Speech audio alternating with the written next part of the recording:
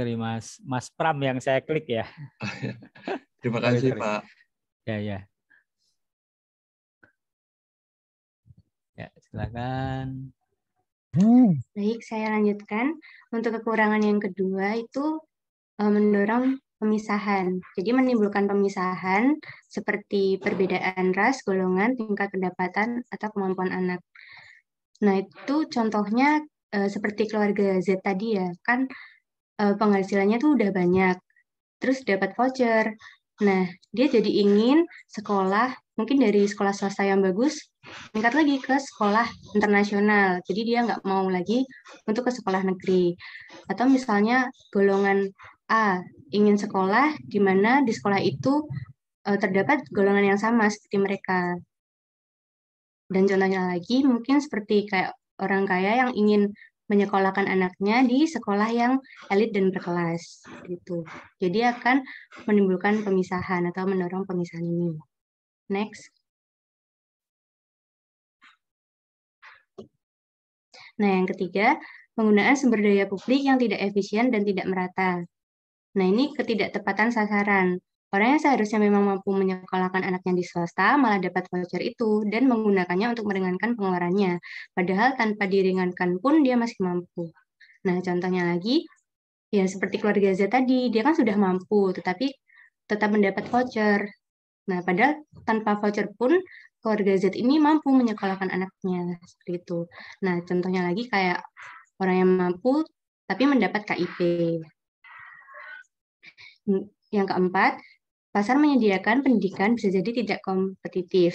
Nah, pasar penyediaan lebih dekat arahnya ke monopoli alamiah, di mana penyedia tunggal akan membuat efisiensi itu tercapai. Nah, ini contohnya seperti titel sekolah favorit. Nah, itu kan menyebabkan monopoli. Nah, tapi monopolinya itu secara alamiah, tidak secara sengaja. Gitu. Nah, yang terakhir itu biaya pendidikan khusus. Setiap anak diberikan jumlah voucher yang sama, padahal kebutuhan sekolah tiap anak itu berbeda-beda.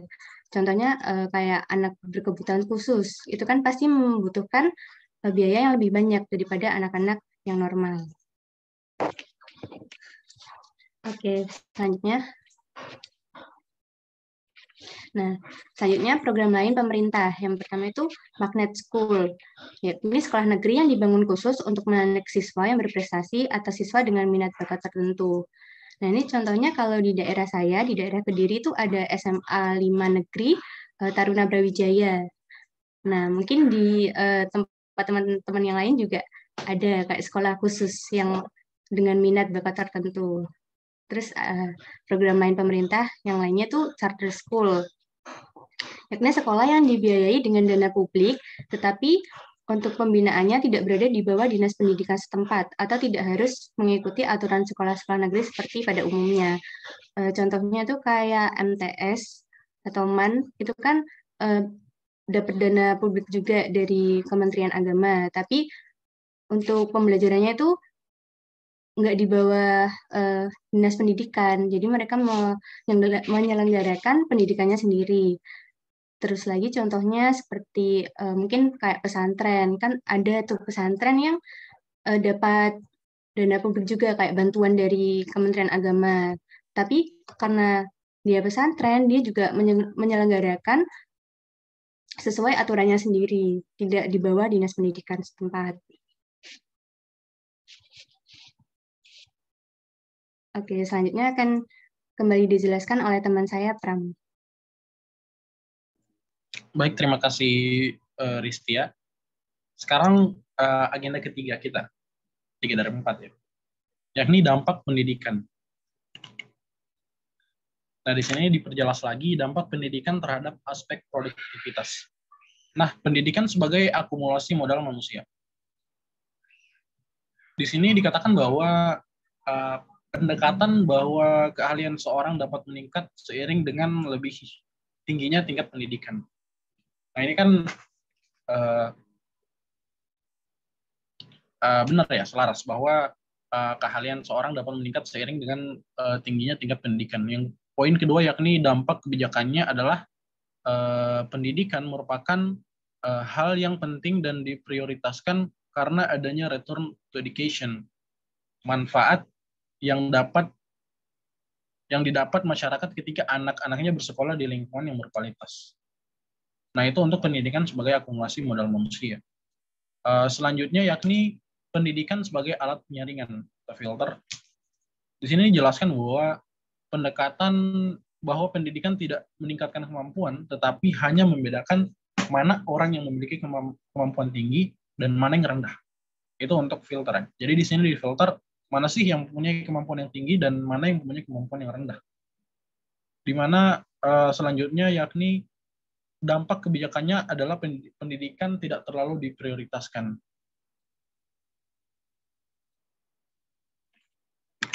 Selanjutnya ada juga dampak pendidikan terhadap aspek lain, yaitu partisipasi politik lebih aktif.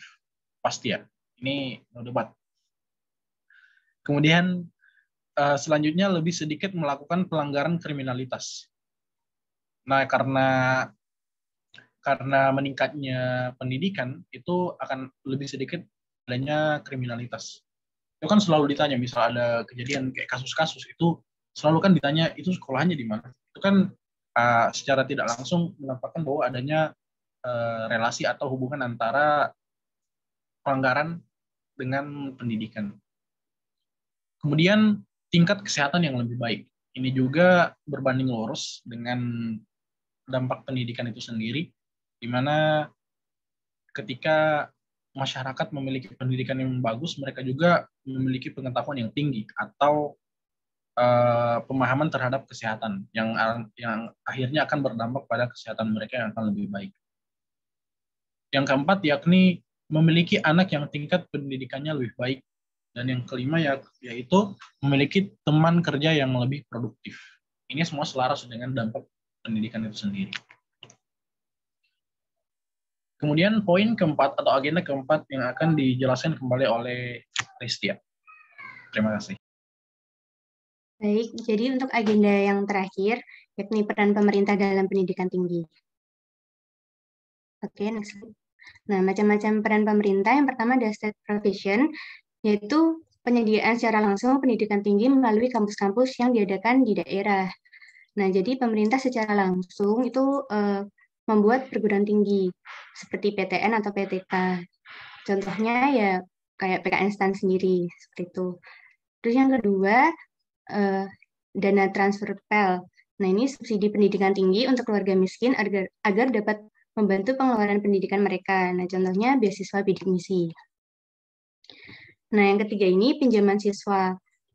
Nah, sebenarnya pinjaman siswa ini berkaitan dengan 4 alasan pemerintah intervensi ya. Yang salah satunya itu ada kegagalan pasar atas pinjaman edukasi atau pendidikan. Nah, pinjaman siswa ini ada 2 yang secara langsung diberikan oleh Departemen Pendidikan, ada yang diambil dari bank swasta. Tetapi di Indonesia sendiri sebenarnya ini nggak ada. Yang ada tuh lebih ke dalam bentuk swasta gitu. Misalnya kayak ada suatu yayasan yang menyekolahkan seseorang dan ketika lulus seseorang itu harus bekerja lagi di yayasan tersebut. Jadi bisa seperti bentuk pelunasannya itu dalam bentuk jasa atau mungkin bisa dalam bentuk murni uang kembali seperti itu. Nah, yang terakhir itu tax relief, kredit pajak yang diberikan kepada keluarga yang memiliki anak yang sedang berkuliah. Nah, jadi pajaknya itu dikurangin, kredit pajaknya itu ditambah sehingga penghasilan kena pajaknya itu lebih sedikit. Baik, terima kasih. Itu saja yang dapat kelompok kami paparkan. Ada pertanyaan dari teman-teman? Oke, kasih tepuk tangan dulu dong. Tepuk tangan. Mantap, mantap, mantap. Ya, terima kasih pada kelompok 5 ini. Ya, silahkan yang mau tanya. Moderatornya siapa nih, Mbak? Ya. Baik, Pak. Ya, silakan. Baik, untuk Mbak Dia Septi, silahkan. Baik, terima kasih. Izinkan saya bertanya kepada kelompok Ristia terkait tadi program pemerintah itu bidik misi sama ini ya, Kartu Indonesia Pintar KIP. Nah, kan banyak tuh kasus-kasus di mana yang seperti disebutkan tadi bahwa ada yang dia sebenarnya mampu tapi dia malah dapat program itu gitu, KIP dan beasiswa bidik misi. Bagaimana kebijakan pemerintah itu supaya program itu tuh tepat sasaran gitu loh. Soalnya kan kalau dari segi syarat aja kayaknya semua syarat itu bisa dipalsuin gitu loh. Misal kayak foto dari segi foto rumah segala macam gitu. Nah, bagaimana tanggapan kelompok Ristia terkait hal ini? Terima kasih. Oke, terima kasih dia. Kami tampung terlebih dahulu ya. Oke, selanjutnya Ratna Wulansari, silakan. Terima kasih kepada kelompok Ristia. Izin bertanya Pak dan kelompoknya Ristia. Kan sekarang ketersediaan pendidikan gratis kan memang banyak keuntungannya ya. Tapi dari keuntungan tersebut ada beberapa faktor yang perlu diperhatikan seperti kayak kesenjangan antar beberapa sekolah negeri gitu loh. Nah, yang saya lihat ini terutama di daerah saya ya, itu masih ada beberapa sekolah negeri yang menjadi favorit dan ada juga sekolah negeri yang kayak masih tertinggal gitu, kurang diminati lah istilahnya. Nah, pertanyaan saya, bagaimana cara mengatasi kesenjangan antara sekolah negeri ini? Kan padahal kan sama-sama gratis gitu ya. Biasanya seharusnya kan ke apa ya? Pemerataan pendidikannya itu seimbang gitu. Ya, terima kasih. Oke, terima kasih. Selanjutnya, Nabila Zaki. Ya, saya izin bertanya terkait grafik yang setelah diberikan educational voucher. Jadi kan dijelaskan untuk keluarga Y itu kan dia rawan berpindah ya kalau sebelum diberikan educational voucher itu. Nah, apakah ketika setelah diberikan educational voucher ini untuk keluarga Y ada kemungkinan berpindah ke titik C kembali seperti itu? Apakah ada kemungkinan? Terima kasih. Baik, terima kasih Nabila. Oke, satu lagi Rifki Ibrahim. Ini nggak apa-apa lanjut Pak, nggak 3 dulu. Bagaimana Pak Axel? Apakah boleh? Boleh langsung? aja, ya boleh nanti dijawab terus buka lagi boleh. Baik. Kalau masih Pak. ada, ya silakan. Oke, baik Pak. Terima kasih atas kesempatannya. Jadi saya mau bertanya tentang kan kalau educational voucher tadi kan itu gunanya untuk agar tidak terjadi crowd out dan juga salah satu dampaknya itu bisa meningkatkan mutu pendidikan yang dimana kayak misalnya tadi keluarga X kan atau keluarga Y kan dia dengan adanya educational voucher itu dia bisa meningkatkan educational spending-nya dan juga tentunya kualitas pendidikan yang dia dapat juga bisa lebih baik. Nah, terus bagaimana dengan kebijakan zonasi yang pernah diterapkan di Indonesia? Apakah memang itu juga bisa mencegah terjadinya crowd out? Terus kalau dilihat dari mutu pendidikannya itu, apakah juga dia bisa sebagus dengan educational voucher atau bagaimana menurut pendapat kelompok 5? Terima kasih. Baik, terima kasih Rifki. Izin meminta waktu untuk diskusi sebentar ya Pak. Oke ya silakan. Ya Terima kasih, pertanyaannya menarik ya. Silakan waktunya.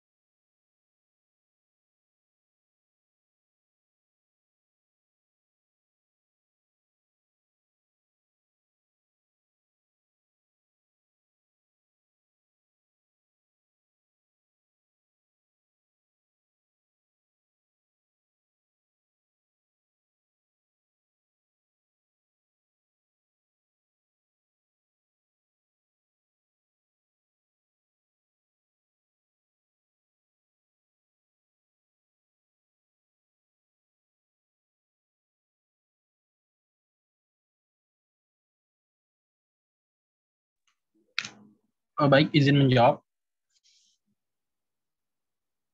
Ya, silakan. Oke, jadi saya akan menjawab pertanyaan dari saudari dia. Ini saya ulang pertanyaannya ya, kalau misal agak keliru mohon dibenarkan. Di sini dia tadi bertanya secara singkat itu terkait kasus bidik misi KIP. Nah itu kan kebanyakan nggak tepat sasarannya. Terus dia menanyakan bagaimana sih agar kebijakan bidik misi ini yang dilakukan oleh pemerintah itu tepat sasaran. Apakah benar? Benar. Oke. Jadi ini yang saya temuin aja ya. Dan berdasarkan pemikiran saya di sini jawabannya yaitu satu, dan ini yang paling sering saya temui yaitu survei. Pemerintah bisa membuat tim survei yang kemudian mungkin didelegasikan ke kampusnya, misalnya ini sebuah kampus ya. Ini saya tiru dari bagaimana Universitas Negeri Semarang. Ini kejadian di tahun 2016, di mana mereka membuat program agar bidik misi itu tepat sasaran. Dan untuk merealisasikannya, UNES melakukan beberapa pengawalan. Dan pengawalan yang dilakukan yaitu membuat tim survei bidik misi untuk melakukan belusukan ke rumah-rumah mereka yang mendapatkan bidik misi, misalnya ke dapur, kemudian melihat kamar mandi, dan lain-lain. Intinya mereka turun langsung ke penerima dan survei apakah mereka ini pantas menerima bidik misi tersebut atau tidak.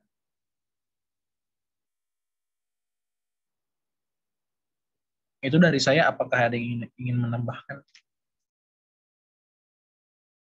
Ya, intinya tadi bagaimana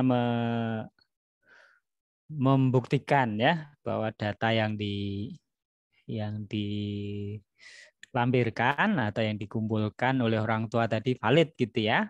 Nah, biasanya kan diminta apa tadi? Slip gaji gitu ya. Diminta listrik ya. Pembayaran listrik, tagihan listrik gitu ya. Kadang-kadang PBB gitu ya. Itu sebenarnya usaha untuk mengecek ya apakah penghasilan yang dicantumkan di formulir itu memang cocok nggak ya? Karena kecenderungannya nanti pasti orang akan berusaha untuk mengecil-ngecilkan ya penghasilannya gitu, gajinya, biar dia dapat tarif atau dapat beasiswa gitu ya, atau kalau daftar SPP itu keringanan SPP biasanya bisa dapat SPP yang lebih kecil gitu ya. Nah, itu bisa dicek dengan tadi ada fotonya gitu ya, atau tadi yang menarik tadi ya, belusukan gitu ya. Tapi kalau pendaftarnya banyak ya capek juga ya, harus ngecek satu-satu gitu, harus kunjungin ke rumahnya satu-satu. Nah, ada juga teman yang seperti itu ya, dia bukan bidik misi sih ya, minta SPP yang lebih rendah gitu ya, dengan ya udah dilampirin gitu. Tapi dia mencantumkannya pekerjaannya adalah PNS Kementerian Keuangan. Nah, dapat rate yang paling tinggi ya, SPP-nya yang paling tinggi. Protes dia ya. Saya udah ngajuin dokumen-dokumen kok masih dapat SPP yang paling tinggi ya. Itu anekdotal aja ya. Nah, tapi intinya tadi bagaimana kita bisa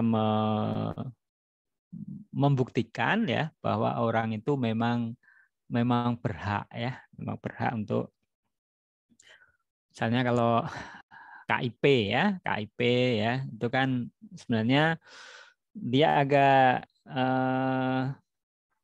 dia khusus sebenarnya untuk orang miskin tadi ya. Kalau disetarakan dengan voucher mungkin sebenarnya voucher sebagian ya, karena dia hanya untuk yang miskin saja kan, nggak boleh ya dipakai untuk yang yang lain-lain. Nah, jadi pertanyaannya kemudian bagaimana desainnya, ya, desainnya untuk agar kebijakan tadi tepat sasaran, ya, selain tadi memeriksa gitu ya, mengecek apakah calon penerima itu memang berhak, ya, bisa juga desainnya. Misalnya kalau KIP gitu ya atau KJP itu dia hanya bisa dipakai untuk beli alat-alat sekolah gitu ya. Demikian juga ininya udah harus ada buktinya gitu ya. Yang penting adalah dia hanya bisa dipakai untuk alat sekolah ya. Jadi misalnya kalau bapaknya mau pakai untuk beli rokok nggak bisa ya, nggak bisa karena dia misalnya untuk beli buku ya, untuk beli tas ya, beli sepatu gitu mungkin masih bisa ya, beli alat tulis ya, atau beli pulsa gitu ya kalau sekolah daring. Nah, jadi bagaimana pembuat kebijakan membuat desain kebijakannya yang baik ya, sehingga bisa tepat sasaran. Nah, itu ya. Oke, terima kasih tadi jawabannya. Berikutnya silakan. Baik Pak, terima kasih. Selanjutnya saya izin menjawab pertanyaan dari Retno Wulansari. Tadi tentang ketersediaan pendidikan gratis ya yang ini dapat menyebabkan kesenjangan.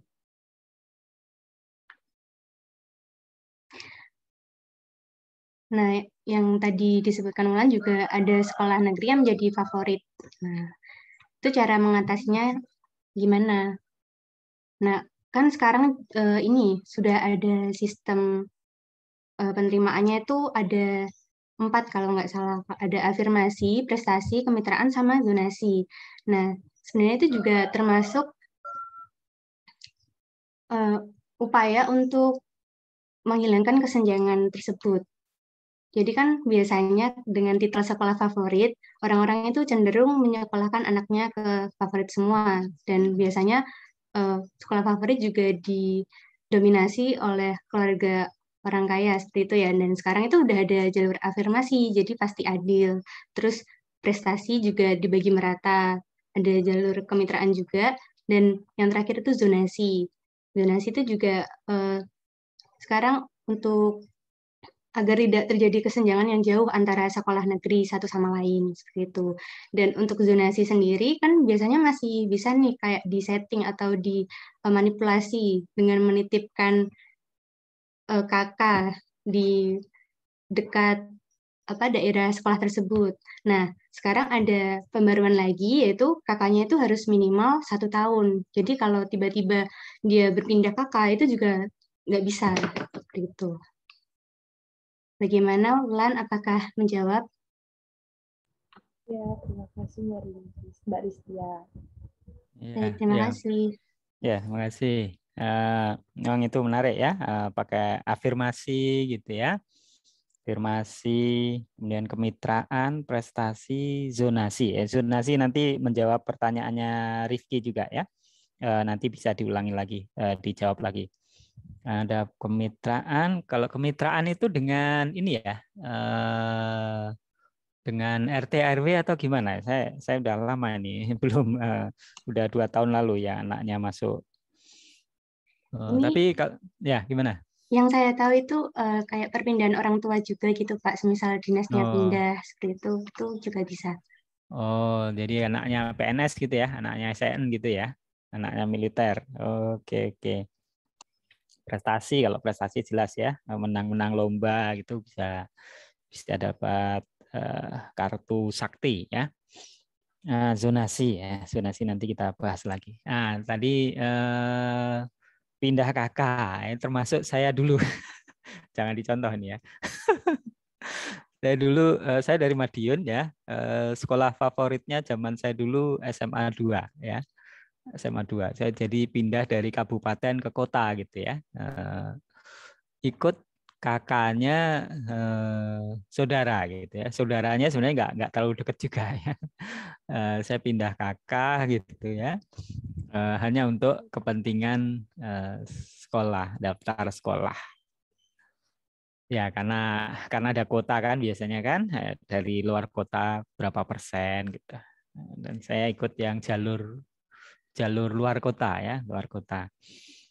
Dan waktu ya begitulah ya. Kalau sekarang mungkin agak susah ya, pindah.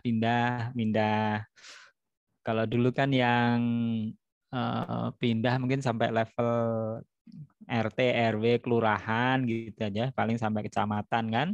Nah, kalau sekarang kan sampai Dukcapil ya, pendudukan dan catatan sipil itu mungkin agak ribet yang sekarang. Tapi orang Indonesia ya ternyata masih bisa ya. Termasuk kemarin teman saya cerita bahwa dia ternyata ditawarin oleh Pak RT atau Pak RW-nya yang dekat sekolah favorit ya, dia bayar gitu, dimasukkan di dalam daftar. Ya. Teman saya tinggalnya di Bekasi ya, nah, itu Indonesia ya, itulah Indonesia. Nah, jadi desain kebijakannya memang harus bagus ya. Oke, kita lanjut ya. Ya semoga dengan kebijakan-kebijakan tadi ya. Ya, intinya kan tadi bagaimana agar bibit yang unggul tadi bisa tersebar gitu ya. Selama ini kan yang favorit dapat bibit yang bagus-bagus ya, yang nggak favorit dapat bibit yang sisa-sisanya ya. Nah, tapi tentu yang zonasi atau yang pemerataan bibit yang unggul tadi harus diikuti dengan guru ya, pemerataan kualitas guru, demikian juga pemerataan kualitas sarananya, karena bagaimanapun kita paham ya bahwa sekolah favorit itu biasanya ya fasilitasnya banyak, kegiatannya banyak gitu, dan itu yang tidak ada di sekolah favorit. Nah, bagaimana kita bisa ya bibitnya sudah disebar ya, kemudian gurunya juga disebar kualitasnya ya, demikian juga yang fasilitasnya juga bisa diratakan. Nah, ini harapannya ya tentu nanti lama-lama akan memeratakan kualitas pendidikan. Teman saya guru di Lamongan gitu ya, guru SD, guru SMP ya, dia dulu sekolahnya favorit ya, yang dididik anak-anak pinter ya, sehingga dia kerjaannya lebih ringan. Nah, sekarang dengan pemerataan bibitnya, pemerataan siswanya, ada yang pinter, ada yang enggak gitu ya. Berarti dia kerja benar-benar ya. Demikian juga sebenarnya kayak PKN Fund ya. Apakah dia keunggulannya di bibitnya atau di dosennya? Kalau dosennya mungkin enggak ya. Kecuali saya, wah sombong ya. Ya itu jadi kita lebih banyak di keunggulannya ya, sebenarnya di mencari bibitnya tadi ya, karena bibitnya udah sangat bagus ya, dosennya tidur juga mahasiswanya pintar-pintar. Oke, kita lanjutkan ya berikutnya, pertanyaan dari Mbak Nabila, silakan.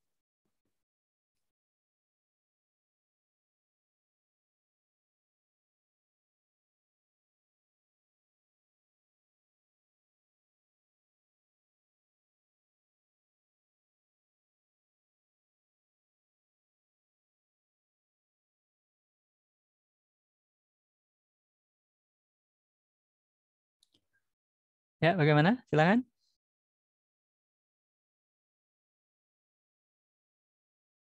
Apakah ada gangguan? Gangguannya di saya atau di ini?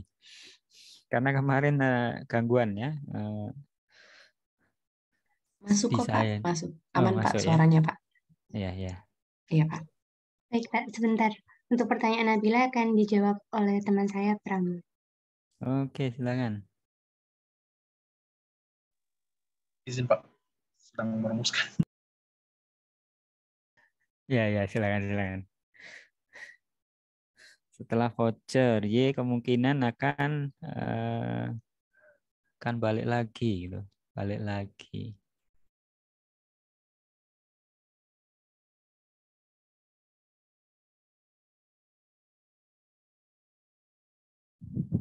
Oh, oke.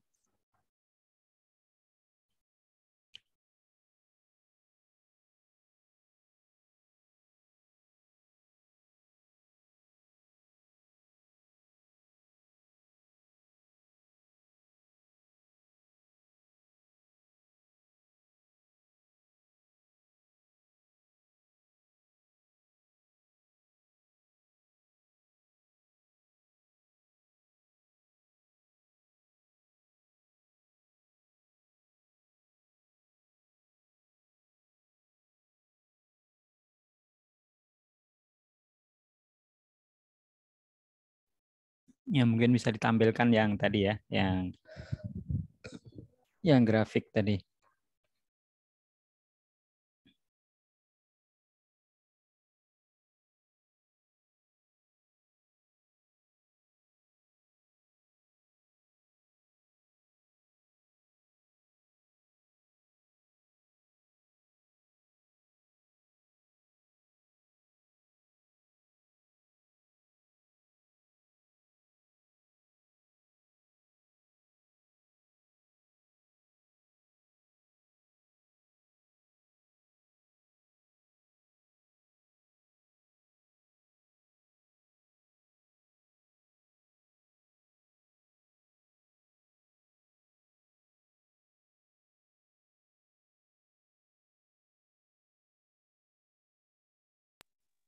Izin menjawab, Pak.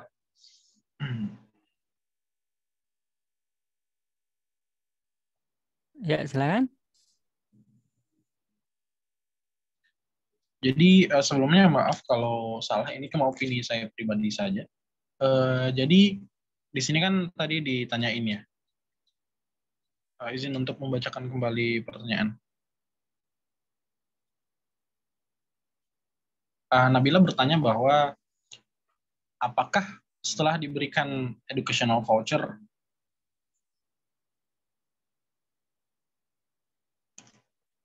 tunggu ya.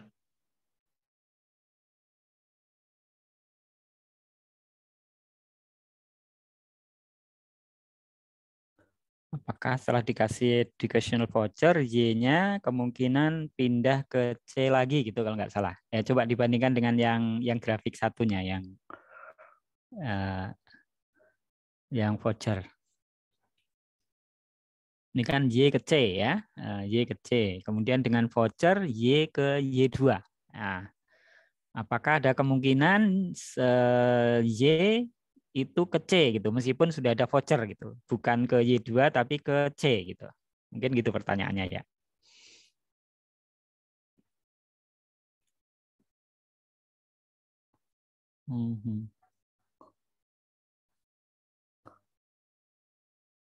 Maka dari Y1 ke mungkin ke C gitu, bukan ke Y2.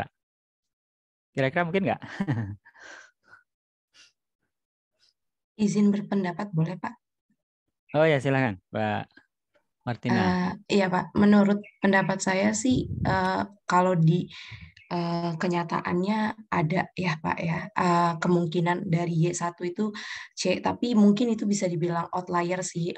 Mungkin itu kalangan menengah yang memang dia pengen ya udah, kadang kan ada yang bilang kalau misalkan masuk SMA negeri, kuliahnya lebih mudah untuk masuk negeri. Jadi kemungkinan dikasih biaya tambahan dari pemerintah juga, dia bisa aja pindah ke C dan memunculkan adanya yang tadi apa, crowding out Crowding itu. out. Iya. Yeah. Jadi kayak nggak menutup kemungkinan sih untuk grafik ini berpindah, tapi untuk teorinya mungkin ya Bila dan Bapak akan seperti ini. Tapi untuk kenyataannya, menurut saya sih kemungkinan berpindah itu ada. Terima kasih Pak, terima kasih Bila. Terima kasih kelompok 5. Iya, iya. Kalau kemungkinan tentu ada ya, tapi kemungkinan kalau dilihat dari teori pilihan konsumen ya, kalau dia dari Y1 ke Y2 itu kan peningkatan kesejahteraan gitu. Sebentar ya, annotate. Ya, kalau ininya kan digambarkannya kan mungkin seperti ini ya, different curve-nya. Jadi dia different curve lebih ke kanan gitu ya, dia lebih tinggi, lebih ke atas, lebih tinggi. Bagaimana kalau yang menggeser ke C gitu ya, menggeser ke C mungkin bisa ya, tapi mungkin lebih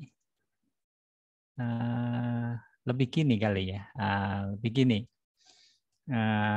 Dan kita lihat di sini ya, bahwa kita mungkin harus menambahkan asumsi ya, bahwa di peningkatan education spending ini ya itu berkorelasi dengan peningkatan kualitas gitu ya. Jadi misalnya dia kan titik E2 gitu. Kemudian di sini ada titik E4 ya, education spending-nya lebih tinggi ya, lebih ke kanan ya, kualitasnya lebih tinggi gitu ya. Nah, kita mengasumsikan semakin banyak duitnya itu kualitasnya semakin tinggi. Nah, tetapi C itu hanya sampai EF ya, EF. Jadi lebih sedikit ya, lebih sedikit. Padahal untuk yang indifferent curve yang hijau itu ya itu tingkat kepuasannya sama kan kalau kita gambarkan indifferent curve-nya seperti ini ya. Dia optimal ya, optimal di C, optimal di Y. Nah, ini tapi agak sulit ya, bisa apakah dia kalau saya cenderung lebih bilang bahwa yang ini ya, yang Y ini mempunyai tingkat kepuasan yang lebih tinggi ya. Ini berarti gambarnya nggak pas ya, gambarnya nggak boleh berpotongan, berarti gimana? Ini susah ya, susah karena ininya posisinya kayak gitu ya. Jadi kalau rasional ya, kita teori pilihan konsumen itu asumsinya adalah rationality ya. Rationality bisa membandingkan antara berbagai pilihan mana yang memberikan kepuasan yang paling tinggi. Yang memberikan kepuasan paling tinggi itu yang akan dipilih gitu ya. Tetapi kita pelajari juga bahwa tidak setiap saat orang itu full rasional ya. Banyak sekali kejadian atau contoh-contoh yang memberikan petunjuk ya bahwa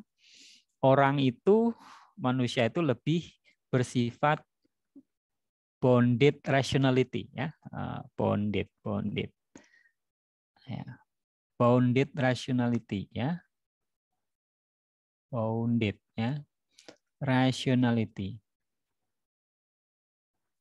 Nah, ini penelitian dari psikologi yang diaplikasikan di ekonomi ya, bahwa manusia itu bounded rationality, rasionalitasnya tidak full gitu ya, tetapi ada pembatasan ya. Batasannya apa misalnya? Ya tadi ya, ada hal-hal yang sebenarnya tidak rasional tetapi dipercayai gitu ya, atau mungkin karena kebiasaan gitu ya, atau karena informasi yang tidak sempurna dan seterusnya. Nah, itu ya. Nah, jadi kemungkinan ada ya bahwa dia dari Y1 ke C ya, tapi itu mungkin outlier itu ya, bukan perilaku yang utama ya, bukan perilaku yang mainstream ya. Tapi mungkin ada faktor-faktor lain yang membuat dia memilih seperti itu ya. Mungkin juga dikasih voucher orang nggak menggunakan gitu ya, nggak menggunakan dan seterusnya, itu bisa aja ya. Tentu ada alasan-alasan khususnya. Tetapi secara umum ya kemungkinan dia akan meningkat ya, akan meningkat. Oke, itu tambahan dari saya untuk menambahkan sedikit. Saya kembalikan ke Mbak Ristia, silakan. Baik, Pak. Terima kasih, Pak. Selanjutnya saya akan mencoba menjawab pertanyaan dari Rifki yang tentang kebijakan zonasi yang dilakukan pemerintah itu bisa mencegah terjadinya crowd dan mutu pendidikan yang dihasilkan jika dibandingkan dengan penerapan educational voucher. Nah, menurut saya kebijakan zonasi itu bisa untuk menekan terjadinya crowd out. Soalnya dari program zonasi ini kan untuk sekolah negeri ya, sedangkan swasta itu tidak ada program zonasi. Jadi masih bisa, apalagi dengan educational voucher, itu tidak melulu dengan adanya sekolah negeri. Tapi educational voucher ini juga bisa digunakan untuk mungkin kayak les, bimbel untuk meningkatkan mutu pendidikan. Jadi pasti akan lebih berkembang lagi mutu pendidikannya. Dan sistem zonasi juga seperti yang sudah dijelaskan Pak Afzal tadi, itu kan tidak hanya pemerataan murid saja, tapi juga gurunya itu juga diratakan mutunya, kualitasnya. Terus juga ada kayak mungkin diklat atau workshop untuk guru supaya mutu guru-gurunya di setiap sekolah negeri itu merata kayak itu. Dan untuk sekolah swasta sendiri itu sebenarnya mungkin ini terpengaruh juga oleh zonasi. Kayak misalnya sekolah swasta di situ biasanya muridnya dari daerah situ, tapi karena ada zonasi jadi mengarah ke sekolah negeri. Nah, tetapi karena adanya educational voucher ini bisa menekan terjadinya crowd out seperti itu. Mungkin ada tambahan atau mungkin koreksinya, Pak. Terima kasih. Nah, teman-teman yang lain ada yang mau berpendapat, menambahkan? Saya persilahkan jika ada. Izin menambahkan. Ya, silakan. Jadi tadi kan disinggung terkait zonasi, di mana Ristia mengatakan bahwa zonasi itu tidak dikenakan pemerintah kepada sekolah swasta. Yaitu karena kalau menurut saya karena kalau pemerintah memaksakan kebijakan sistem zonasi pada sekolah swasta, saya rasa pemerintah tidak bisa memberikan kompensasi yang diberikan olehnya ya. Saya juga merasa bahwa pemerintah mungkin tidak sanggup. Terus muncul pertanyaan bagaimana kalau misalnya pemerintah memberikan sanksi. Misalnya dibilang kalau sekolah swasta harus menerapkan zonasi. Nah, di sini saya merasa bahwa mungkin pemerintah tidak memiliki wewenang dalam hal ini. Sistem zonasi itu kan dibuat pemerintah untuk pemerataan kualitas pendidikan, di mana pemerintah berharap bahwa tidak akan ada lagi sekolah negeri itu yang punya seperti yang dibilang tadi, misal seperti julukan sekolah favorit, di mana zonasi dibuat agar semua sekolah itu memiliki kualitas yang merata. Nah, maka dari itu di sini saya hanya menambahkan ya yang Ristia bilang tadi, bahwa sekolah swasta tidak dikenakan zonasi, maka kemungkinan crowd out mungkin bisa terjadi lebih minim. Mungkin ada tambahan dari yang lain, Bapak. Terima kasih.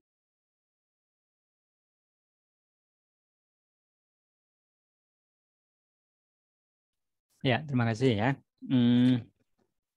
Ya, secara umum saya setuju dengan pendapatnya itu ya. Tapi mungkin ada hal lain ya, terutama untuk yang di Jabodetabek itu mungkin agak khas ya, bahwa dia terutama untuk untuk perumahan ya, yang daerahnya itu banyak perumahan, ya tentu kemudian banyak anak yang usia sekolah gitu ya. Kemudian sekolah negerinya nggak cukup gitu ya, nggak cukup. Nah, di lain pihak biasanya yang sekolah yang tinggal di perumahan itu kelas menengah ke atas. Nah, jadi dia alternatifnya apakah dia preferensinya ya dia sekolah negeri yang favorit tadi, sekolah negeri yang favorit, tapi kemungkinan dia tidak dapat jatah ya karena mungkin kalah dengan afirmasi, kalah dengan yang zonasi terutama ya, kalau dia perumahannya agak jauh dari sekolah. Sehingga untuk yang anak-anak ini yang menengah ke atas itu kemungkinan dia justru akan milih yang swasta, tapi swastanya yang bagus gitu, yang bagus. Nah, kalau seperti itu mungkin bukan crowding out ya, tetapi justru akan melakukan crowding in gitu ya. Tapi crowding in-nya terbatas bagi sekolah swasta yang yang bagus ya. Sekolah swasta yang bagus akan mendapatkan siswa yang lebih banyak ya, karena dia tidak bisa masuk sekolah negeri favorit dalam tanda petik ya, dan dia tidak mau sekolah di negeri yang biasa-biasa saja gitu. Sehingga dia dimasukkan di dalam sekolah swasta yang favorit. Ya, sekolah swasta yang tidak favorit bagaimana? Ya, risikonya karena dia kalau nggak bagus ya namanya swasta ya, nggak bagus ya repot ya. Nah, jadi apakah itu benar-benar terjadi crowding in? Nah, itu menurut saya perlu dicek ya dengan data. Kebetulan mungkin saya nggak punya datanya gitu ya, atau mungkin merupakan suatu topik penelitian yang menarik ya, crowding in terkait dengan zonasi ya. Oke, ntar kita nggak tahu datanya ada nggak nih ya. Datanya harus ke sekolah-sekolah berarti ya, membandingkan sekolah swasta terutama ya, sekolah swasta yang favorit, sekolah swasta tidak favorit, bagaimana dia penerimaannya ya, penerimaan siswa barunya setelah zonasi dan sebelum zonasi ya. Menarik ya, tapi datanya harus nyari sendiri ini ya, repot nih. Oke, itu sedikit tambahan dari saya ya. Oke, semoga bisa menjawab ya. Bagaimana? Mau dilanjutkan tanya jawabnya lagi atau cukup?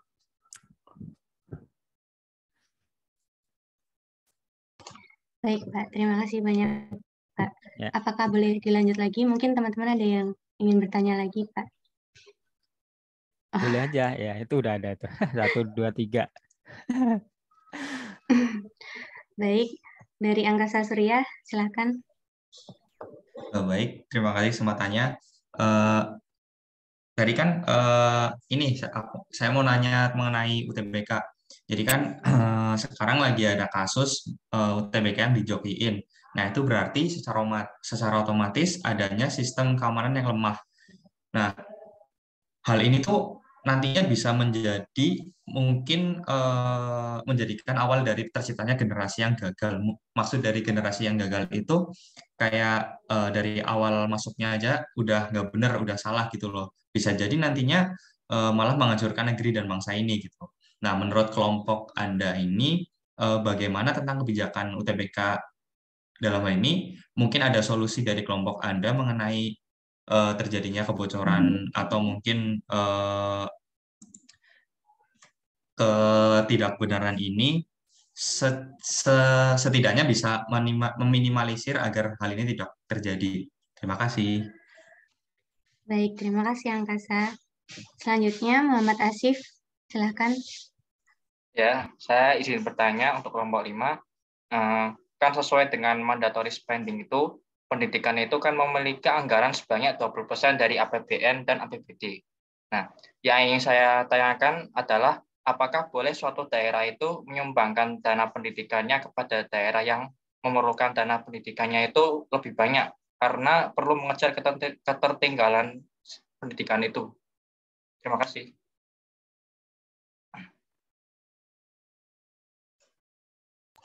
Baik, terima kasih Asif. Selanjutnya Wira, silahkan.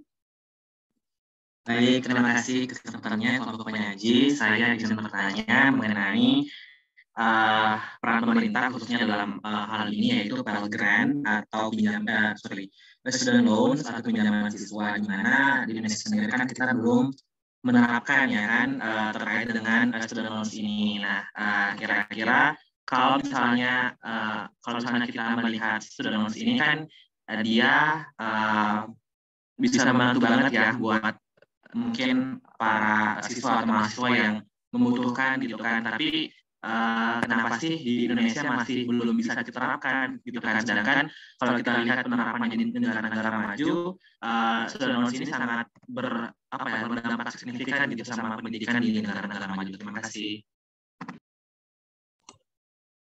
Baik, terima kasih. Dan terakhir, Rifki Alfian, silakan. Baik, sebelumnya perkenalkan nama saya Rifki Alfian, absen 27.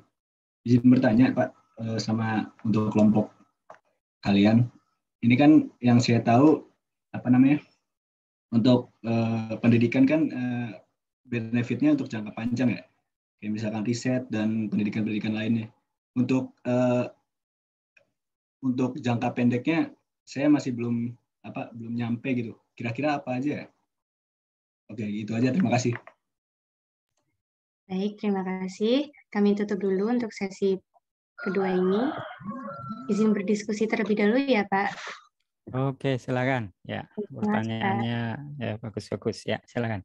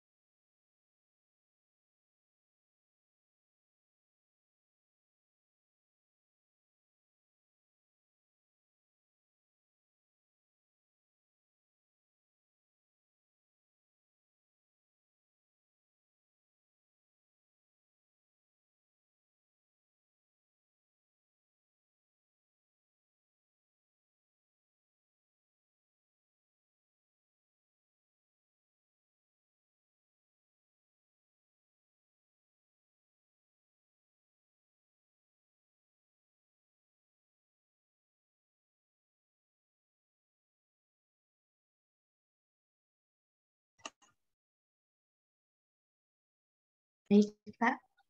Yang pertama untuk pertanyaan Asif akan dijawab oleh teman saya Helmi.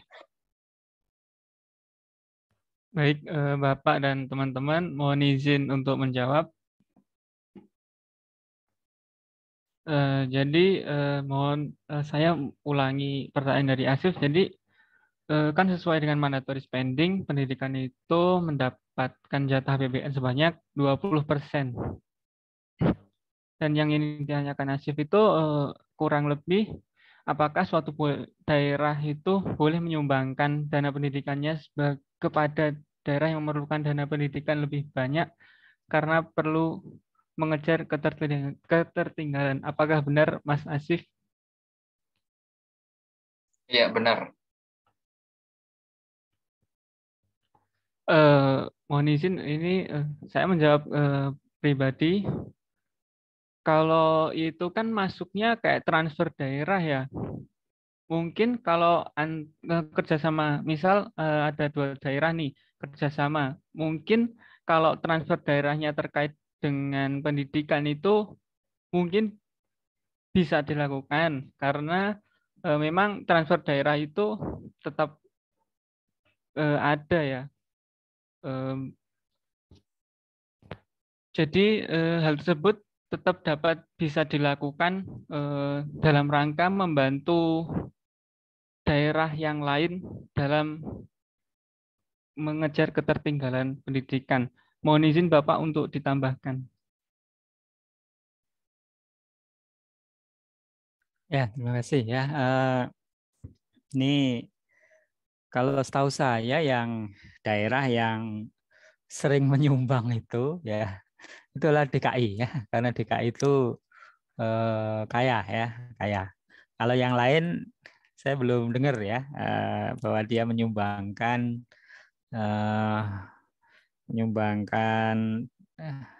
uangnya ya ke daerah lain ya.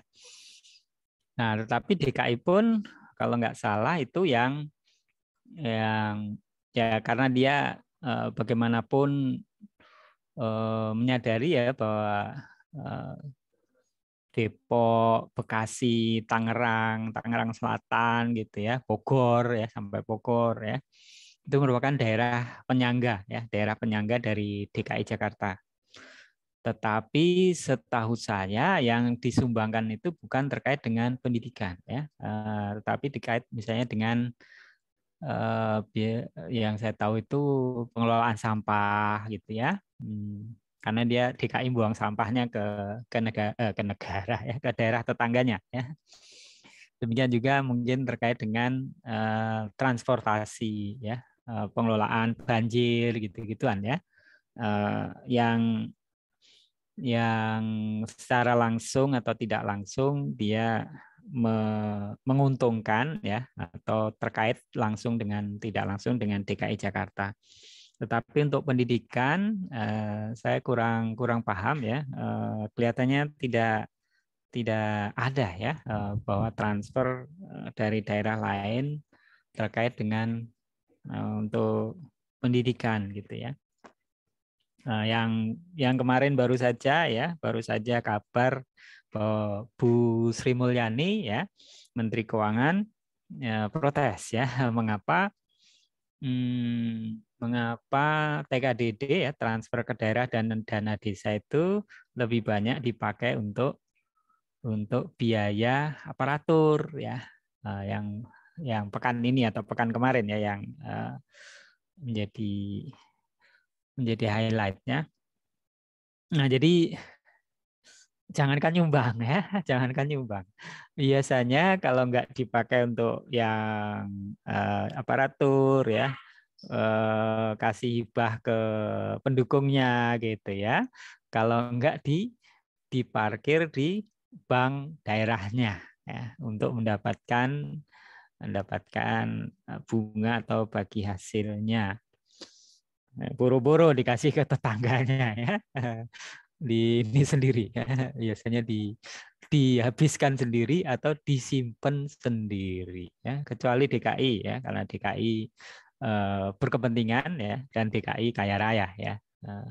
Kaya raya. Itu dari saya, mungkin yang teman-teman yang lain mempunyai jawaban yang lebih akurat, saya persilakan ya. Ya, kalau enggak kita lanjut ya, silakan. Baik Pak, izin melanjutkan ya Pak. Ya, saya izin menjawab pertanyaan dari Angkasa terkait yang lagi viral banget ya, ini yang kasus joki UTBK. Nah, itu kan bisa jadi awal terciptanya generasi gagal gitu, kayak maksudnya yang joki bisa masuk tapi yang udah rajin kerja keras tapi malah nggak masuk. Nah, terus menurut kelompok kami gimana kebijakannya, terus apakah ada solusi?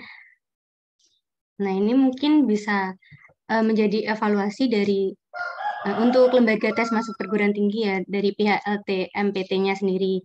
Kan apabila kita mengetahui kecurangan itu bisa kok dilaporkan melalui email, dan pihak LTMPT sendiri juga akan secara cepat merespon.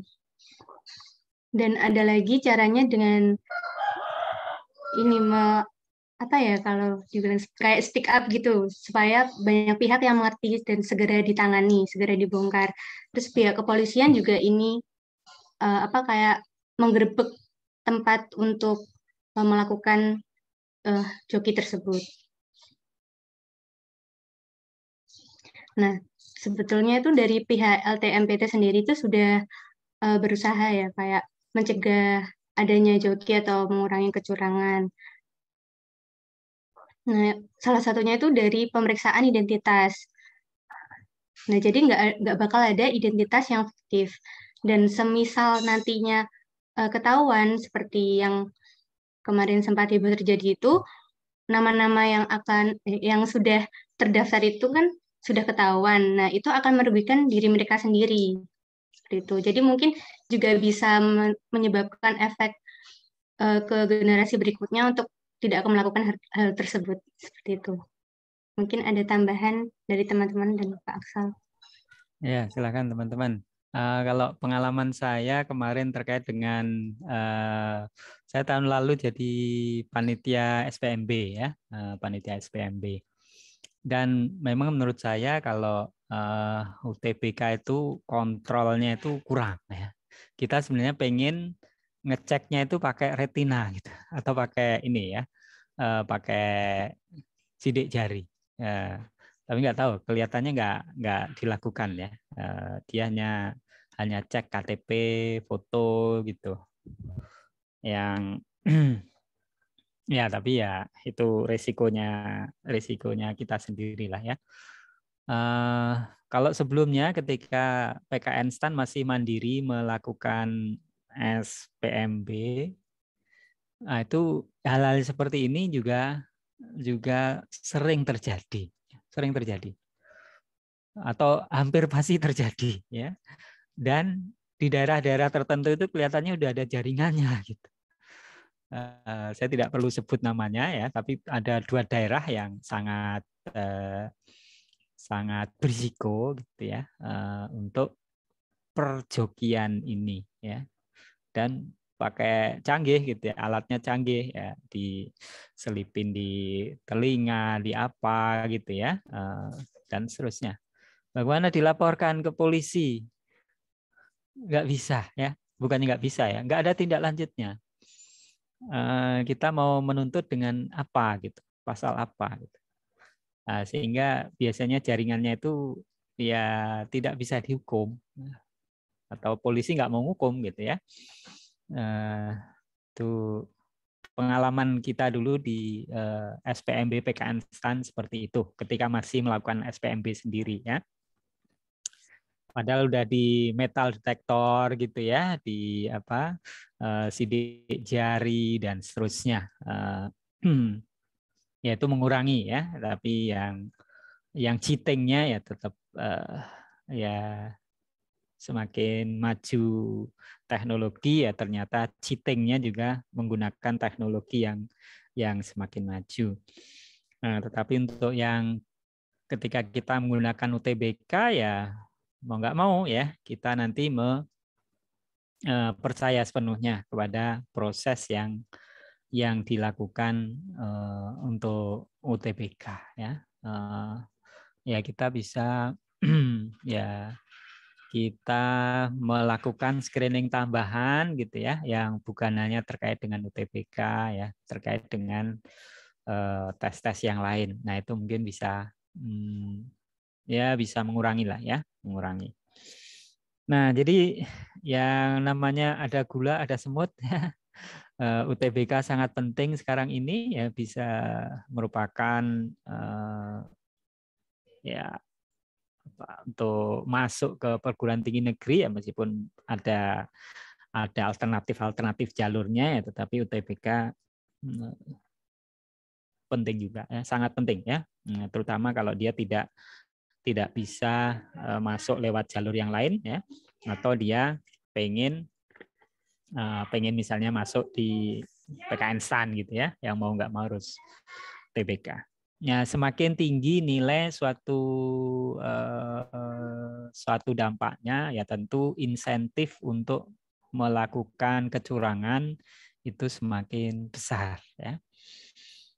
Nah, ya tadi kembali lagi ke bagaimana cara kita mengatasinya tadi ya. Kalau apakah itu merugikan ya udah pasti ya, karena akan membuat ya tidak fair bagi yang sudah mempersiapkan diri ya. Dia karena cheating maka dia mendapatkan nilai yang besar ya. Oke.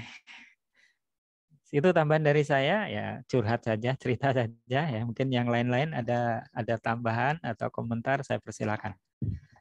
Jika tidak ada, mungkin bisa kita lanjutkan. Baik, Pak. Saya lanjutkan untuk pertanyaan dari Wira akan dijawab oleh Pram. Silakan. Oke, baik. Terima kasih. Jadi, Wira bertanya ya, secara singkat pertanyaannya itu yaitu kenapa student loans tidak bisa diterapkan di Indonesia? Apakah benar?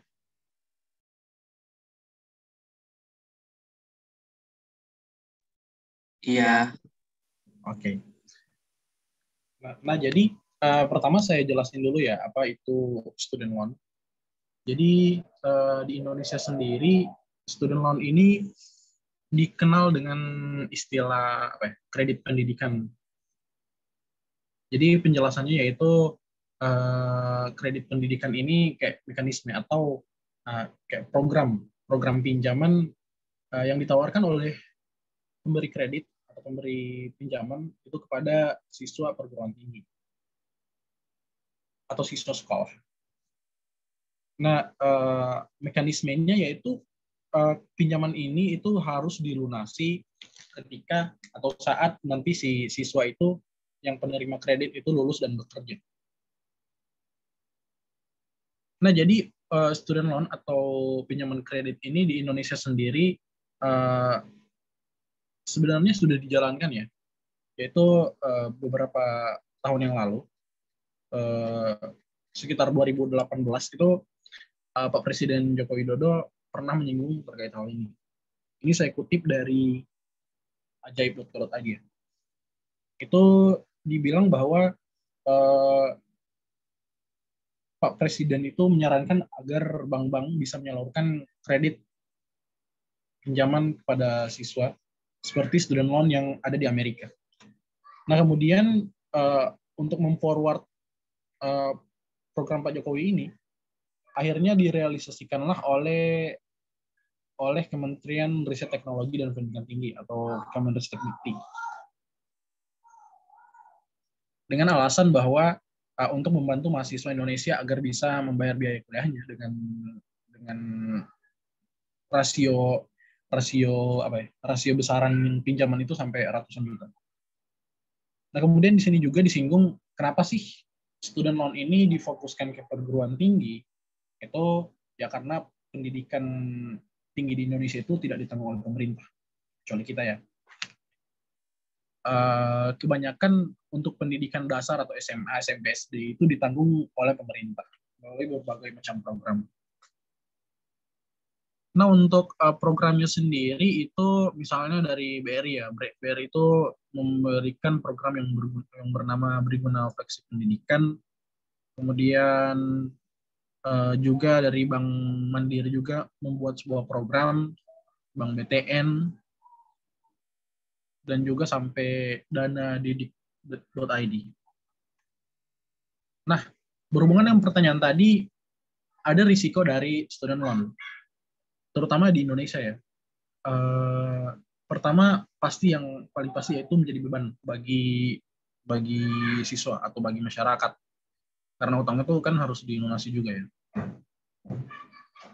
Dan juga bukan hanya beban bagi masyarakat harus melunasi, tapi yang paling besar yaitu bagi pemerintah. Bahkan berdasarkan statistik dari CNBC itu dikatakan bahwa ini berita per tahun 2022 bulan Mei, itu dikatakan bahwa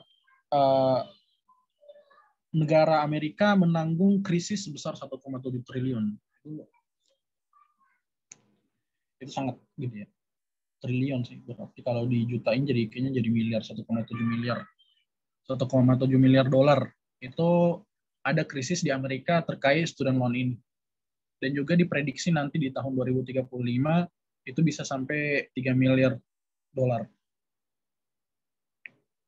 Nah, itu kita bisa bayangkan ya kalau kejadian di Indonesia seperti apa. Karena juga mempertimbangkan beberapa hal. Kemudian risiko kedua yakni siswa yang bakal tidak mampu membayar. Itu kan kalau kita bisa lihat ilustrasinya itu di Indonesia ini kan secara kasar bisa dibilang bahwa SDM-nya masih kurang dan lain-lain. Bahkan ada orang-orang yang melakukan pinjaman online itu menggunakan KTP orang lain secara tidak sepengetahuannya. Itu kan cukup memprihatinkan. Nah, untuk student loan sendiri bisa dibilang bakal ada permasalahan baru yang bisa dikaitkan dengan dari SDM dan hingga muncul permasalahan baru.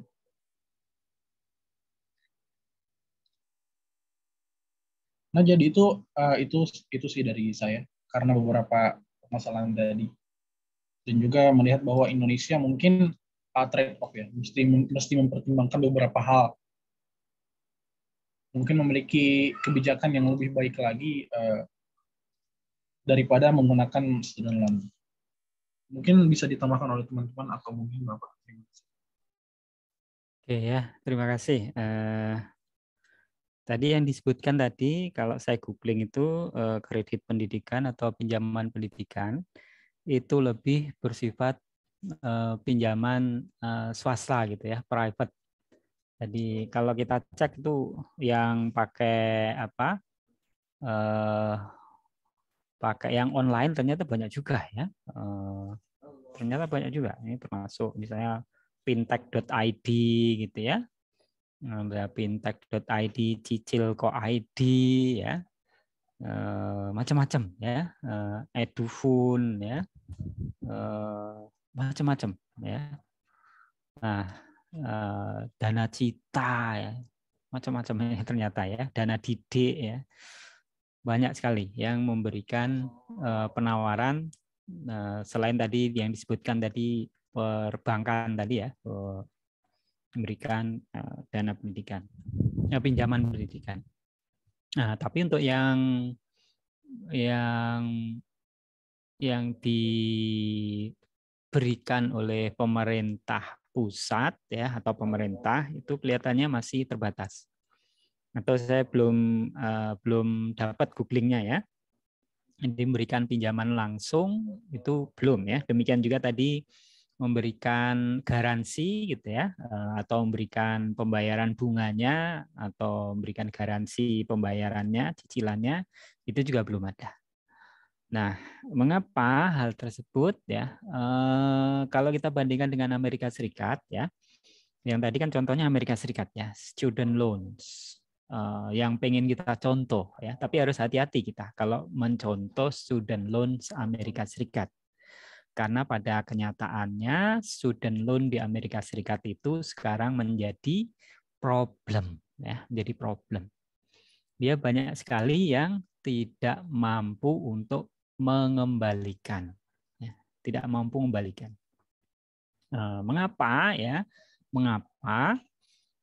Problem utamanya adalah yang pertama biaya pendidikannya itu, peningkatan biaya pendidikan itu jauh lebih besar daripada peningkatan upah.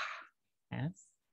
Jadi peningkatan dia kan tadi dibilang bahwa dapat pinjaman gitu ya, nanti mengembalikan kalau dia sudah bekerja. Nah, problemnya ternyata cicilannya itu nambahnya lebih besar gitu ya, dibanding dari penambahan upah atau gajinya, ya, sehingga dia pada akhirnya terjerat ya, lulusan itu terjerat dengan yang pinjaman yang banyak, yang kalau googling gitu ya, banyak yang merasa bahwa dia tidak akan mampu untuk mengembalikan biaya pendidikannya itu. Nah, sehingga itu menjadi isu politik di Amerika Serikat. Ya, salah satu isu kampanye presiden kemarin ya, itu adalah terkait dengan student loan. Apakah mau dikasih pemutihan gitu ya, dikasih dihilangkan gitu, atau sebagian. Nah, kemarin masuk di Facebook saya salah satu artikel cerita tentang salah satu mahasiswa ya, yang dia menghabiskan atau utangnya sekarang $360.000 ya, $360.000. Berapa itu kalau dikalikan 14.000 atau 15.000? Banyak lah pokoknya ya. Nah, tetapi dia mendiskusikan kalau mendapatkan kebijakan dari Presiden Joe Biden, ada pemutihan sebagian dari utangnya, dan dia bilang di artikel itu mungkin cuma 10.000 per mahasiswa, per mantan mahasiswa gitu ya. Nah, itu dia tidak akan terasa karena 10.000 dibanding dengan 360.000 total utangnya. Nah, ini terutama untuk yang pendidikan yang akademik yang berbiaya mahal ya. Sehingga kecenderungannya terutama untuk yang Amerika kelas menengah ke bawah itu adalah menyekolahkan, dia tidak kuliah akademik gitu ya, tapi dia kecenderungannya dia sekolah vokasi ya, misalnya kursus jadi vokasi, jadi technician ya, jadi plumber gitu ya, atau jadi tukang kayu, jadi tukang ledeng, jadi tukang listrik, itu dia langsung praktek gitu ya. Biaya pendidikannya tidak terlalu mahal dibandingkan dengan biaya pendidikan dari akademik ya, sehingga dia tidak perlu pinjam ya. Memang nanti dan plusnya setelah dia bekerja gitu ya, setelah dia lulus dia akan cepat dapat pekerjaan. Ya memang secara gengsi, secara salary gitu ya, itu lebih rendah dibanding dengan katakanlah lulusan S1 atau S2 yang akademik tadi ya. Tetapi dia in total itu lebih sejahtera karena dia tidak perlu menanggung atau mencicil biaya atau utang pendidikan tadi. Nah, itu jadi problemnya di sana ya. Jadi kalau kita misalnya katakanlah pemerintah ya, pemerintah ada wacana memang ya untuk tadi yang seperti dibilang tadi ada student loan gitu ya, kita harus hati-hati agar tidak menjadi bom waktu ya, apalagi kalau tingkat pengangguran di kita itu tinggi gitu ya. Nah, kalau nganggur ya gimana cara mengembalikan pinjaman pendidikannya ya, kan dia tadi kan sekolah atau kuliah pinjam dulu gitu ya, kemudian nanti dibalikan kalau udah kerja. Nah, kalau nggak dapat kerjaan gimana? Kalau dapat kerjaan tapi gajinya atau upahnya tidak terlalu tinggi, bagaimana ya? Untuk makan aja mungkin kurang ya, apalagi untuk mencicil ya, mencicil bunga dan membayar bunga dan mencicil pokok utangnya tadi. Mungkin dia akan menjadi problem ya, jadi problem. Nah, itu yang kita harus hati-hati ya ketika kita mencontek kebijakan dari negara lain. Kita sesuaikan dengan kondisi dan konteks Indonesia ya. Tapi menarik ini diskusinya ya, bisa nggak ini kira-kira diterapkan di Indonesia gitu ya. Oke. Demikian tambahan dari saya. Saya kembalikan kepada kelompok 5. Izin bertanya, Pak. Ya, silakan. Kan tadi terkait student loan ya, Pak. Dan juga kalau itu kan terjadi di Amerika, sedangkan kita Indonesia, kita kan asasnya demokrasi. Karena juga di UUD itu dijelaskan di pasal 31 ayat 1-2 di mana menyebutkan bahwa warga negara itu berhak dapat pendidikan. Kemudian di yang kedua bilang kalau setiap warga negara itu wajib ikut pendidikan dasar dan pemerintah wajib membiayainya. Nah ini kan kalau misal kita lihat student loan itu kan kayak nggak sesuai ya Pak. Di mana seolah-olah terlihat kalau pemerintah itu membiayai kita, tapi kalau kita telusuri lebih dalam lagi, malah kita yang membayar ke pemerintah. Nah pertanyaan saya, apakah ini selaras Pak dengan undang-undang student loan ini? Dilihat kalau ini jatuhnya lebih ke kayak apa ya? Kayak neoliberalisme Pak. Ya, oke. Nah, tadi terkait dengan Undang-Undang Dasar tadi ya, kemudian diturunkan di Undang-Undang Sistem Pendidikan Nasional ya, kemudian diturunkan lagi di dalam peraturan pemerintah. Nah, kalau nggak salah ya, yang tadi yang menjamin tadi, yang dijamin itu pendidikan wajib ya, itu hanya pendidikan dasar dan menengah. Jadi jangan salah ya. Perguruan tinggi itu nggak wajib ya. Nggak wajib artinya apa? Artinya pemerintah juga tidak wajib menyediakan. Artinya kita juga tidak wajib ikut gitu ya. Kalau pendidikan dasar pemerintah wajib menyediakan. Orang tua kalau nggak memasukkan anaknya ke pendidikan dasar ke SD atau SMP gitu ya, bisa dipidana gitu. Tapi kita jarang ya, atau nggak pernah dengar seperti ini. Kalau terutama di Eropa ya, teman saya ada yang di Belanda gitu, kalau dia tidak nyekolahin anaknya gitu ya, bisa dipenjara dia karena pendidikannya wajib tadi ya. Tapi kalau di Indonesia kelihatannya masih nggak terlalu ditegakkan gitu ya. Tapi kalau di teman saya itu di Belanda itu bisa gitu ya, bisa dipenjara karena tidak memasukkan anaknya ke sekolah ya. Nah, jadi kembali tadi, apakah masih itu sesuai enggak gitu ya? Kayaknya kok bisnis banget gitu ya. Mungkin masih bisa ya, masih sesuai karena tadi yang bersifat wajib itu adalah yang pendidikan dasar dan menengah. Berapa tahun ya? 9 tahun. 9 tahun tetapi daerah ya. Daerah itu bisa memperluas cakupannya menjadi 12 tahun ya. Jadi yang wajib itu 9 tahun. 9 tahun berarti apa? SD sama SMP ya. Kalau yang 12 tahun berarti sampai SMA ya. Yang nasional itu wajibnya 9 ya. SD SMP berarti ya. Nah, yang SMA itu beberapa daerah kalau mempunyai kemampuan ya bisa memperluas cakupan wajib belajarnya menjadi sampai SMA. Nah, jadi kalau perguruan tinggi bukan merupakan pendidikan wajib ya.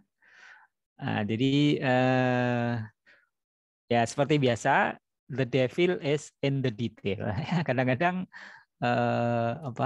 ngelesnya itu bisa dilihat di detailnya. Kalau yang tadi globalnya kan Undang-Undang Dasar ya. Alasan ngelesnya sebenarnya ada di PP ya, bahwa yang wajib itu hanya sampai SMP ya, SMP. Dulu sampai SD ya, 6 tahun pendidikan dasar.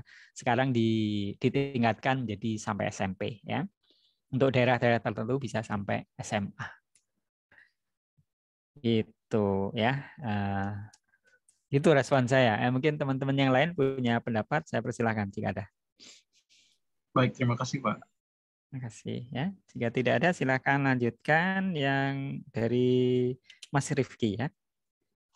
Baik Pak. Jadi untuk pertanyaan terakhir dari Rifki akan dijawab oleh Helmi. Silakan. Baik Pak, mohon izin untuk menjawab pertanyaan dari Rifki Alfian. Jadi kalau pendapat pribadi saya itu kayaknya benefit pendidikan jangka pendek itu mungkin belum terlalu terasa untuk pendidikan itu sendiri.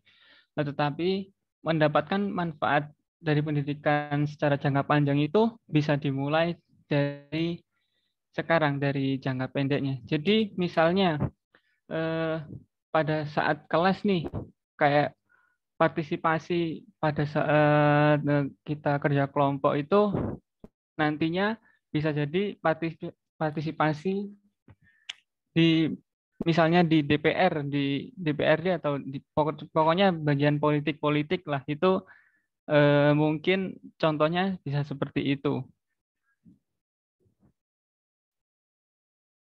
Oke, yang menarik saya ini latar belakangnya Mas Helmi ya. Udah sepi sekarang, sepi banget ya kalau ke kampus ya. Semoga segera ramai lagi. Oke, saya ini ya terkait tadi dengan benefit pendidikan, benefit pendidikan secara umum di sini ya. Yang utama ini ya, apakah dia meningkatkan produktivitas atau tidak ya. Di slide setelahnya kan ada manfaat-manfaat yang lain ya terkait dengan disiplin, kewarganegaraan dan seterusnya gitu ya. Nah, tapi biasanya kalau ekonom terkaitnya di sini ya, bahwa dia returns to education itu kaitannya dengan produktivitas. Nanti produktivitas kaitannya dengan gaji ya. Jadi bagaimana mengukur dampak dari pendidikan itu biasanya ya yang mainstream, yang ekonomi mainstream itu mengukurnya dari peningkatan upah atau gajinya. Jadi penambahan 1 tahun pendidikan atau penambahan lulus 1 tingkat pendidikan, ya, misalnya dari SD, ya, lulus SD, lulus SMP, lulus SMA, lulus perguruan tinggi, gitu ya. Itu peningkatan upahnya berapa persen. Nah, itu yang disebut dengan returns to education. Biasanya diukurnya dari peningkatan upah, ya, selain dari manfaat atau dampak dari yang lain-lain. Misalnya, tolong slide-nya berikutnya nih, slide berikutnya kayaknya ya. Slide berikutnya kan tentang dampak-dampak yang non ekonomi, ya. Bagaimana dia lebih patuh pada hukum, ya, lebih berpartisipasi di dalam proses politik dan seterusnya. Nah, itu yang salah satu contoh penelitian yang menarik itu, ya, itu yang dilakukan oleh Duflo, ya, Esther Duflo. Esther Duflo dan Banerjee, ya, tahun lalu atau tahun lalunya lagi, ya, dia mendapatkan Nobel ekonomi, Nobel bidang ekonomi, ya. Salah satunya karena atau alasannya karena dia menggunakan penelitian yang bisa penelitiannya dia menggunakan eksperimental, ya, kuasi eksperimental untuk melihat dampak kebijakan. Nah, salah satu penelitian dari Duflo itu, ya, Duflo sama Banerjee itu suami istri, ya, dulu awalnya dosen dan mahasiswinya gitu ya, tapi kemudian dia jadi suami istri, ya. Nah, Esther Duflo ini meneliti proyek Inpres, SD Inpres di Indonesia, ya, yang dilakukan zaman Orde Baru, ya, zaman Orde Baru. Bagaimana dia melihat dampaknya, ya? Dia membandingkan antara daerah yang dibangun SD Impres dengan daerah yang tidak dibangun SD Impres. Dampaknya terhadap apa? Dampaknya terhadap upah rata-rata. Dan hasil penelitian dia menunjukkan bahwa SD Impres itu ternyata berhasil meningkatkan penghasilan, ya, penghasilan sekitar, kalau nggak salah mungkin sekitar 5-7% atau 7-10% gitu. Intinya ada gitu ya, ada dampak atau returns to education yang dilihat dari bagaimana dampaknya dia terhadap upah atau gaji dari orang yang mendapatkan pendidikan tadi, ya. Nah, tapi secara umum kalau kita memakai teori pendidikan, ya tentu pendidikan itu sebenarnya ada tiga aspek, ya, meningkatkan pengetahuan, meningkatkan keterampilan, dan meningkatkan sikap. Di knowledge, ya, skill, sama attitude. Nah, itu tiga hal yang perlu, ya, semuanya menjadi dampak dari pendidikan, ya. Tapi biasanya ekonom mengukurnya ini, ya, dari aspek produktivitas, bahwa dia mendapatkan pendidikan, produktivitasnya lebih tinggi, ya, mendapatkan penghasilan yang lebih tinggi. Nah, itu biasanya, ya, kalau yang diukur oleh ekonom. Apakah bisa diukur dengan yang lain? Bisa, ya. Tadi misalnya bagaimana ketaatan terhadap peraturan, ya, bagaimana dia probabilitas melakukan kejahatan, ya. Tadi kan dibilang bahwa semakin berpendidikan dia semakin sadar hukum gitu ya. Ya bisa tidak ya. Kemungkinan besar tidak kalau kasusnya kasus korupsi, ya. Karena korupsi itu kebanyakan yang melakukan adalah justru yang pendidikannya tinggi, ya. Apakah yang pendidikannya rendah lebih sadar korupsi? Enggak, ya. Karena kesempatannya lebih banyak bagi yang berpendidikan tinggi, ya. Karena yang berpendidikan tinggi mempunyai jabatan, mempunyai kesempatan gitu ya untuk melakukan korupsi, ya. Yang pendidikan rendah ya tidak ada kesempatan korupsi ya. Korupsinya mungkin dalam bentuk lain ya, datangnya ngaret gitu ya. Kerjanya tidak sesuai dengan standar dan seterusnya. Oke. Jadi itu ya tambahan dari saya. Terima kasih kepada kelompok 5 ya. Kita kasih applause ya. Terima kasih ya. Minta tolong slide-nya mungkin bisa dimasukkan di chat atau dimasukkan di WA group ya, sehingga bisa teman-teman dapat ya, teman-teman dapat. Baik, Pak. Terima kasih banyak, Pak. Terima kasih ya. Oke ya. Nah, saya ada beberapa hal yang perlu saya tekankan lagi ya. Ya. Bisa stop share, kemudian di share ya, di share di chat atau di tempat lain. Nah, tadi 4 alasan tadi ya, 4 alasan tadi dicantumkan 3 ya, cantumkan 3. Yang tidak dipresentasikan tadi adalah educational credit market failure ya, education market credit failure. Iya benar Pak. Saya bingung mau jelasannya gimana Pak. Penjelasannya adalah bahwa tadi pendidikan kan butuh biaya banyak ya, butuh biaya banyak, dan kemungkinan kalau orang nggak punya duit dia harus pinjam gitu, harus pinjam. Tetapi kalau pinjam ke swasta gitu, ke market ya. Nah ini filenya udah ya. Oke, sebentar saya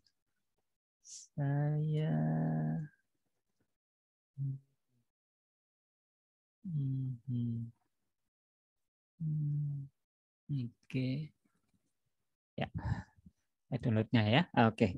Jadi dia kalau nggak punya duit untuk pendidikan, kemungkinan dia akan pinjam. Tetapi pendidikan itu mungkin marketnya tidak mirip dengan market yang lain gitu. Misalnya ya, yang terutama untuk perbankan ya, perbankan kalau kita pinjam kita harus kasih agunan ya, agunan. Misalnya kita pinjam untuk beli rumah gitu. Biasanya agunannya adalah rumah yang kita beli itu. Pinjam untuk beli apartemen, biasanya agunannya adalah apartemen yang kita beli. Pinjam kredit untuk mobil, nah, agunannya adalah mobil itu. Sehingga ketika kita tidak mampu mencicil ya, maka rumah, apartemen atau mobil tadi disita oleh bank kemudian dilelang ya, dilelang, hasilnya dipakai untuk menutup pinjaman kita. Kalau ada kelebihan dikembalikan atau diserahkan pada kita. Nah, tetapi bagaimana untuk pendidikan ya? Apakah agunannya itu anaknya gitu ya? Anaknya agunan, jadi agunan. Kalau misalnya tadi nggak bisa sekolah SD, nggak bisa sekolah SMP, nggak bisa sekolah SMA, ya pinjem ya, nggak bisa bayar, anaknya disita, anaknya disita, jadiin budak gitu ya. Nah, kan nggak mungkin ya. Di zaman sekarang udah hampir pasti nggak mungkin ya, kecuali mungkin masih di Jawa Barat mungkin masih bisa jadi budak ya, tapi kalau di Indonesia yang lain agak susah ya. Kita kan sering ini budak Bandung, budak ini gitu ya, barudak Bandung gitu ya. Jadi dari sisi agunan dia nggak bisa gitu ya, nggak bisa. Nah, sehingga kemungkinan dia tidak optimal gitu. Kalau dia tidak punya agunan yang lain ya, maka dia ya nggak bakalan bisa dapat pinjaman pendidikan. Yang kedua tadi terkait dengan jangka waktunya tadi ya, SD, SMP, SMA, itu kan nanti kemudian bekerja dapat duitnya kan masih lama ya. Sehingga tadi student loan itu meskipun student tapi dia untuk mahasiswa ya, untuk mahasiswa saja. SD, SMP, SMA itu biasanya bapaknya nanti, bapak ibunya yang pinjem gitu ya. Tetapi dia juga tidak jaminannya tadi ya bukan anak tadi ya, jaminannya adalah aset yang lain. Biasanya kalau ASN jaminannya adalah SK gitu ya, SK CPNS biasanya diambil ditahan di bank sama SK pangkat terakhir. Ya, SK CPNS, SK sama ini Karpek biasanya diminta juga ya. Karpek itu juga diminta. Kok tahu Pak pengalamannya? Karena saya sering menyekolahkan SK CPNS ya untuk pinjaman ya. Itu ya. Tadi jadi educational credit market failure ya. Tadi karena tidak bisa dapat ini tadi ya, dapat agunan ya, gunanya susah ya, gunanya susah. Berikutnya ya, bentar ya, saya sambil buka PPT-nya tadi.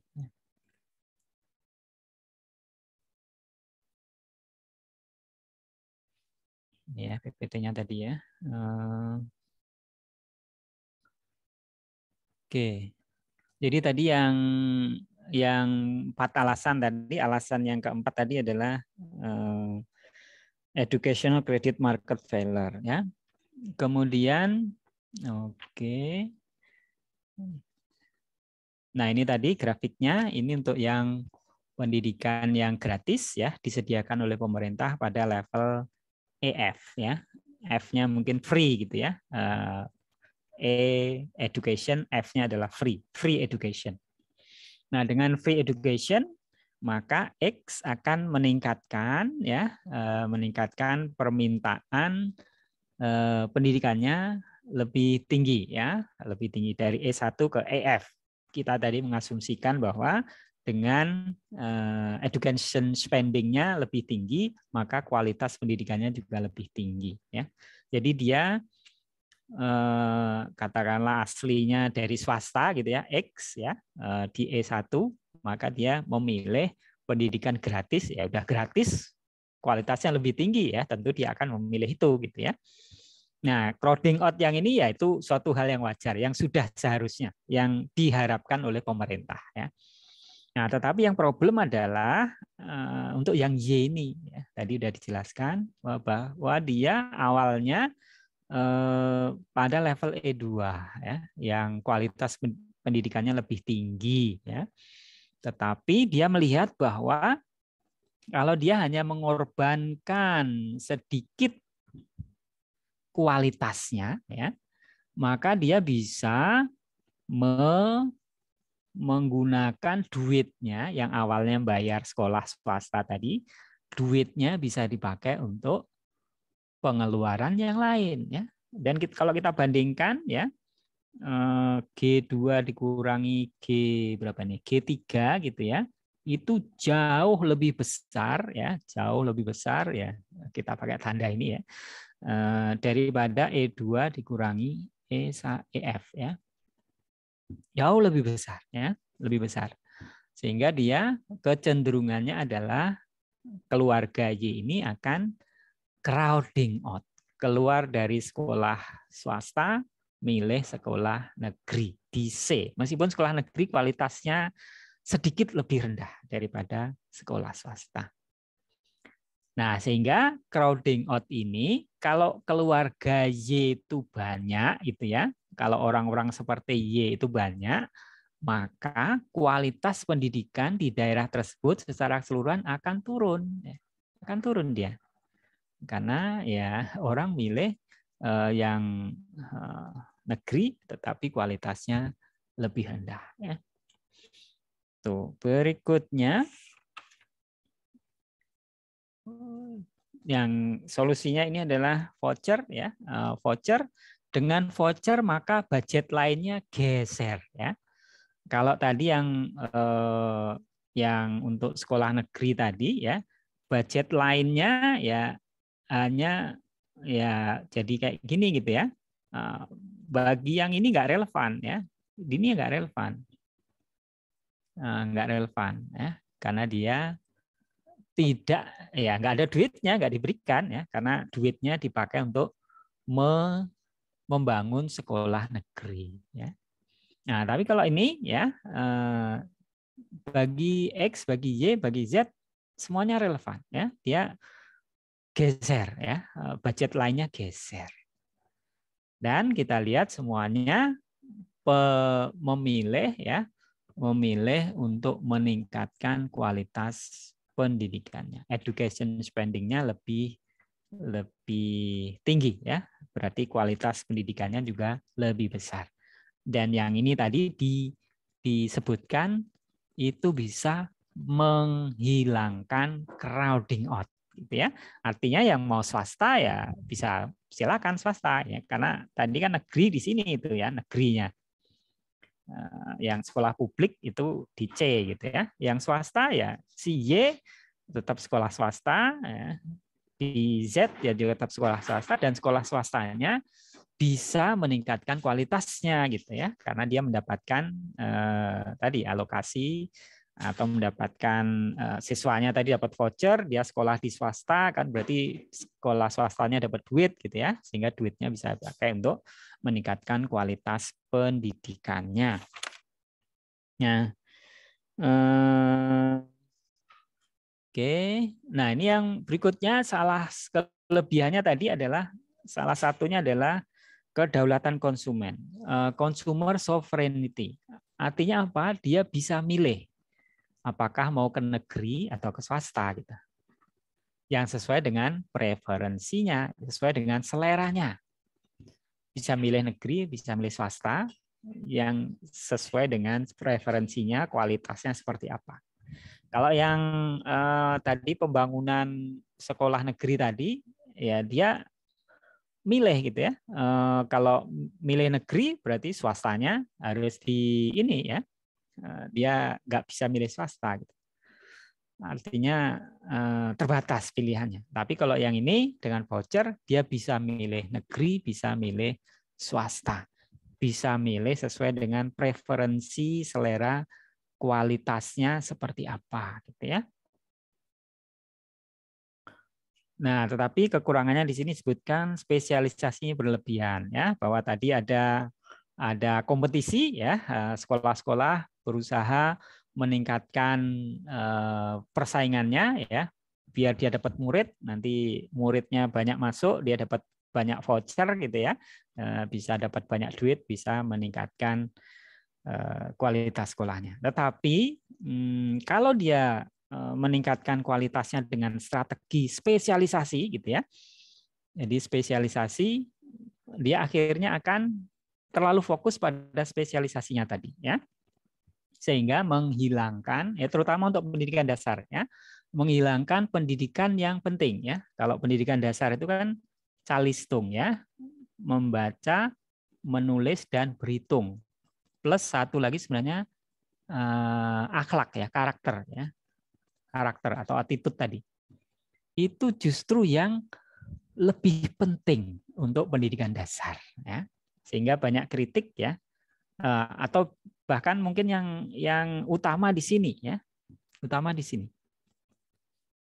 Nah, banyak kritik bahwa sekolah dasar kita terlalu fokus ke calistung, pendidikan karakternya kurang gitu.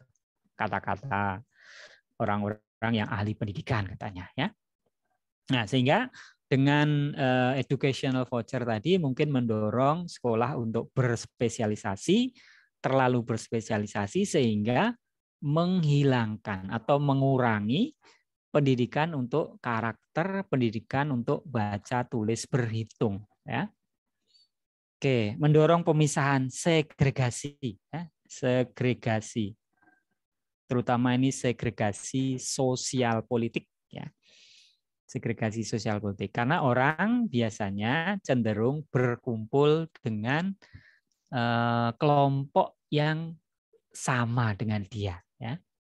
Nah, ini menjadi problem kalau masyarakatnya bersifat bineka, ya, heterogen. Kayak di Indonesia, kayak di Amerika itu masyarakatnya heterogen.